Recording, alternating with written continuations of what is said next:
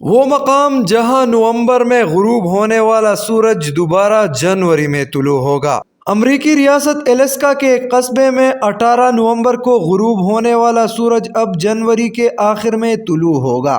اب اس قصبے میں 23 جنوری 2024 تک رات کی تاریکی چھائی رہے گی، یا یوں کہہ لے کہ 65 دن تک سورج طلوع ہونے کا منظر دیکھنا ممکن نہیں ہوگا۔ جی ہاں، واقعی شمالی الاسکا کے قصبے اتکیاگوک میں ایسا ہی ہوا ہے، جہاں 18 نومبر کو رواں سال آخری بار سورج غروب ہوا۔ میڈیا رپورٹس کے مطابق 4000 افراد کے اس قصبے میں 18 نومبر کو دوپہر 12:35 پر سورج طلوع ہوا اور محض 1 گھنٹے 12 منٹ کے بعد 1:48 پر غروب ہو گیا۔ آرکٹک سرکل میں واقع اس قصبے کو ہر سال قطبی رات کا تجربہ ہوتا ہے۔ یہ ایسا اس وقت ہوتا ہے جب زمین محور پر کچھ جھک جاتی ہے، اور اس کے نتیجے میں آرکٹک سرکل میں موسم سرما کے دوران سورج کئی ہفتوں تک غروب رہتا ہے۔ اس کے مقابلے میں گرمیوں میں اس خطے میں سورج کی روشنی 24 گھنٹے تک برقرار رہتی ہے، اور اس کو مڈ نائٹ سن کہا جاتا ہے۔ بہت شکریہ۔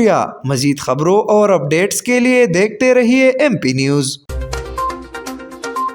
ایم پی نیوز سوات سمیت ملکی اور غیر ملکی خبریں آپ تک پہنچائے سب سے پہلے۔